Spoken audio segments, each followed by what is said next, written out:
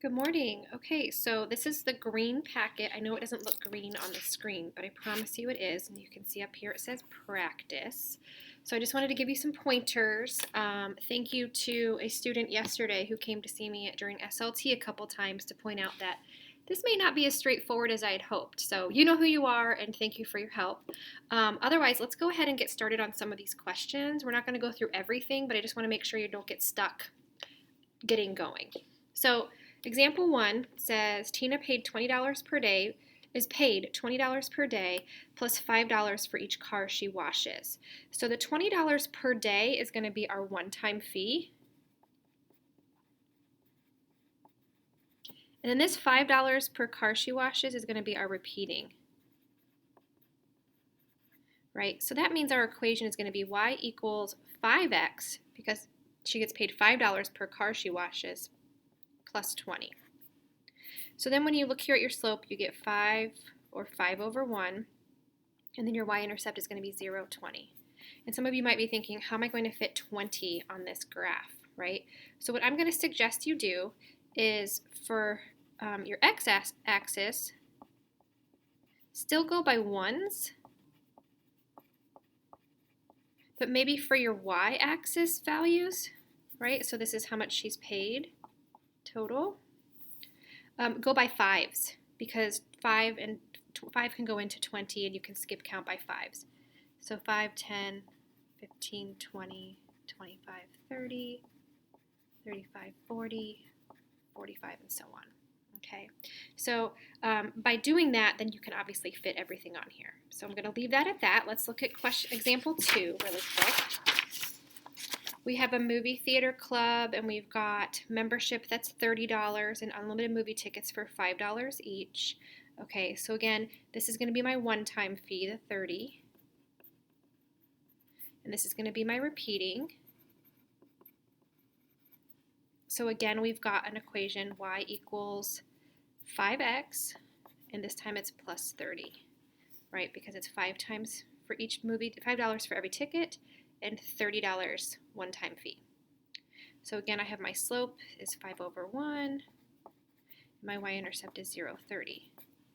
So I'm going to suggest you use a similar scale down here for your x-axis. Maybe just go by ones. And then again for your y-axis, total cost, go by fives because 5 goes into 5 and into 30.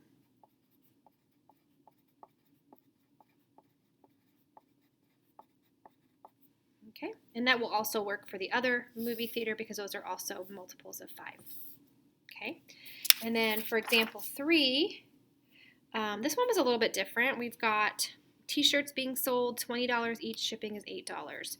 So this $20 is our repeating, depending on how many shirts you would like to purchase. And the shipping fee, again, is our one time, just like what we practiced yesterday. So my equation is going to be y equals 20x plus 8. And this time our slope is pretty big, right? So we've got 20, or we say 20 over 1, and then our y-intercept is 0, 8. Okay, so when I'm looking at these two numbers and I'm trying to come up with a common multiple that I could use for my axes, 4 pops into my mind. So my x-axis is still just going to be by ones, right? We don't buy shirts in multiples of 4. But then for my y-axis, I'm going to go by 4s. So I have 4, 8, 12, 16, 20, 24, 28, 32, 36. Okay, so then you can fill in accordingly. Remember, you plot your y-intercept, and then you go up by, and you might not be able to fit 3 points, but 2 points will be fine for this first one. And if you look at the next example, we have the number 12 as our slope, and so that will also be easy for you to manipulate with 4 increments. And then the last example, I'm buying Legos for my kids, which is very realistic. Okay, so if you look here, I've got $15 per Lego set, shipping is 10. So if you think about what we've done in the past, in these past 3 examples, I'm going to look for a common multiple, which hopefully by now you're like, oh yeah, 5 goes into both of those. Okay, so my axis is going to be by ones again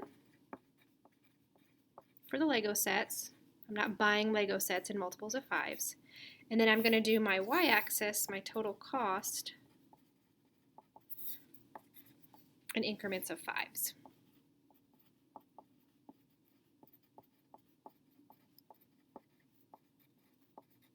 So hopefully that won't stop you from getting the rest of this done, because this is actually not the most important part of this whole practice, but I can see how it would possibly get in the way of you being able to apply the information.